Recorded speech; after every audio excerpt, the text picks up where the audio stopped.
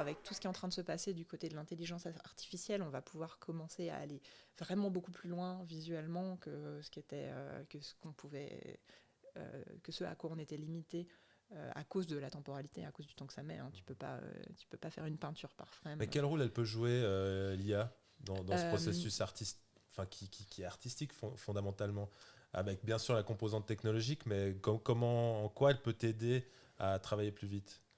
En l'occurrence, là, ce que je trouve très excitant dans ce qui est en train de se passer, c'est que tu as donc de l'IA qui peut te faire des intervalles automatiques, c'est-à-dire que tu n'es plus obligé de dessiner 12 ou 24 images par seconde, tu peux dessiner que les images qui te semblent qui te semblent nécessaires, alors à la fois au mouvement et à la fois au rythme. Hein, et puis après, elle rajoute les intermédiaires, qui étaient une tâche de script humain précédemment, hein, qui était fait par des gens à 2 secondes jour comme avant. Et puis après, le deuxième truc qui est vraiment chouette, c'est le fait que tu peux désormais faire une direction artistique. Donc tu fais une peinture et tu dis à l'IA, tu me l'appliques à toute ma séquence d'images. Et donc, si tu prends Van Gogh, le film d'animation dans Rotoscopie là, qui est sorti il n'y a pas très longtemps, en fait, ils ont embauché une armée de peintres pour faire image par image la En rotoscopie. rotoscopie, Ouais, en quel était rotoscopie. l'acteur? Il n'y avait pas eu un Van Gogh avec Robin Williams il y a quelques années, Là, ou je c'est un truc qui est confonds? sorti Rien à avant voir. le Covid, Ok, je sais pas, 2-3 ans avant le d'accord. Covid. Et donc, c'est de la peinture animée. Hein. Et ils ont donc embauché une armée de peintres Donc ils ont pour faire ça. filmé et ensuite ils ont rotoscopé Ouais, chaque image. ouais. À la peinture Rotoscopie, dans un tu style. expliquer ce que c'est la Alors, la rotoscopie? rotoscopie, c'est une technique d'animation, mais justement, on a fait un colloque cette année où moi je conteste l'idée que c'est. Enfin, Ouais. du moins, c'est à proprement parler. Enfin, par rapport au travail d'animateur, en fait, c'est pas ça que tu fais, quoi. Mais en l'occurrence, tu pars d'un matériau qui serait de la prise de vue réelle et tu y appliques une direction artistique, donc en général à la main. Donc ça peut être redessiné, décalqué, peindre par-dessus, appliquer enfin voilà, photocopier, barbouiller, etc. Mais la base du mouvement, elle est du côté de la prise de vue réelle. C'est A Scanner Darkly, A par Scanner exemple. Darkly, Et c'est ça. Waking Life, du même réalisateur, de Linklater aussi, qui est Ah, je très l'ai très pas vu bien. Ouais, celui-là. qui parle du rêve. Je ne peux en dire trop, mais je le recommande vivement. Il est très, très original, ce film. Et en Ouais. l'occurrence, ils avaient développé une technologie spécifique pour pouvoir faire ça, parce que effectivement, c'est assez complexe. Enfin, c'est un endroit bizarre où c'est très proche du matériau et en même temps, c'est très complexe en termes de couche picturale, quoi. Mais voilà, donc effectivement, mais ça restait très long à processer, alors que désormais, on commence à avoir des outils qui permettent de le faire beaucoup plus rapidement. Donc il y a toujours un petit effet d'étrangeté encore très IA, mais on arrive à un stade où on va commencer à pouvoir aller beaucoup plus loin en termes de traitement de l'image. Et ça marche sur de la vidéo, mais ça marche aussi sur du dessin, en fait. Et c'est ça qui est formidable. Mais C'est est-ce que marrant. tu... Ah, vas-y. Merci. Est-ce que tu penses pas que ça peut amener à une sorte de nouveau paradigme où tu auras les films d'animation assistés par IA et peut-être une version considérée comme plus puriste du dessin animé, où des gens peut-être vont vraiment faire de ça leur valeur ajoutée, c'est-à-dire De le en faire se à la main. positionnant comme animateur old school, traditionnel. Ouais, fatalement. Ouais. Mais après, je pense que ça dépend vraiment de où tu te situes. C'est-à-dire qu'effectivement, si tu aimes l'anime et t'aimes la dimension, je vais vraiment le faire image par image, enfin cette bel ouvrage-là, ouais, bien sûr, tu vas continuer de le faire à la main, au même titre qu'on continue de peindre alors qu'il y a la photo, enfin, je veux dire, voilà, Bien ça. sûr.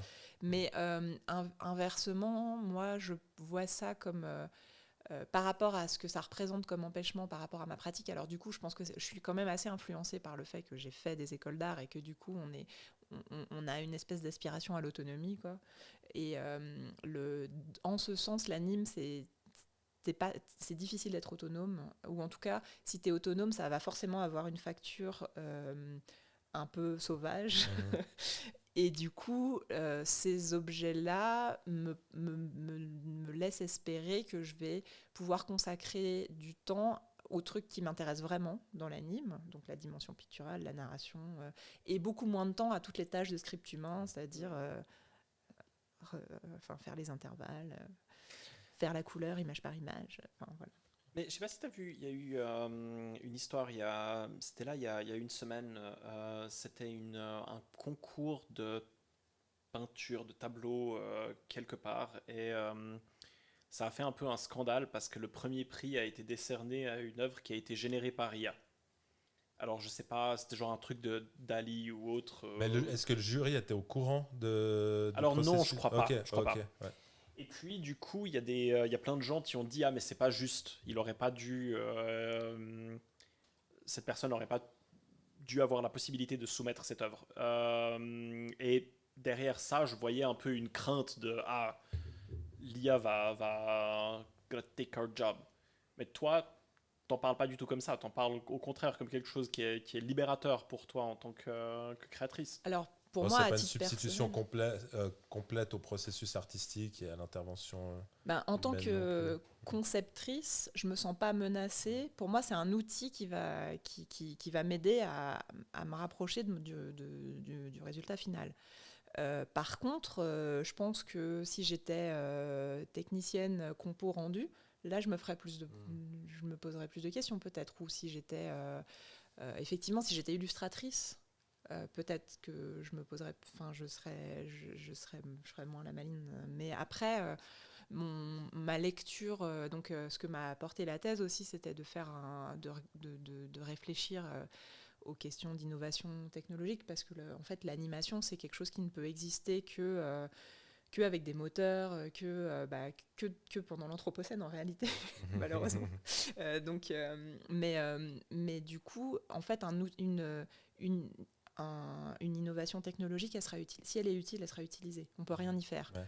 Et évidemment, ça va remanier le paysage, et voilà.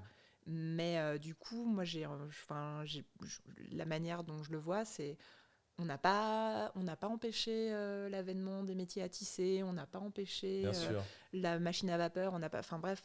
Et Tant qu'on est content du résultat final, la technologie, le processus, peut-être qu'il est moins. Il peut passer au second plan quelque part en termes du degré d'intervention humaine qui est impliqué. Et en plus, je pense que les humains continueront de créer quoi qu'il arrive, en fait, parce qu'on a une pulsion créatrice. Alors après, le vrai problème, c'est plutôt comment on va se faire rémunérer, ça je suis d'accord, parce qu'aujourd'hui, il n'y a jamais eu autant d'images produites, et les créateurs de contenu sont toujours les moins payés de la chaîne. Mais d'un autre côté, en fait, on n'a jamais produit autant d'images. Et alors évidemment, l'IA, ça fait que rajouter au bruit, hein, c'est clair. Ouais. Mais moi, de mon point de vue, en tout cas, d'autrice un peu, du côté de mon délire de toute puissance, ça devrait me ramener. Plus de possibilités, plus de pouvoir. Voilà.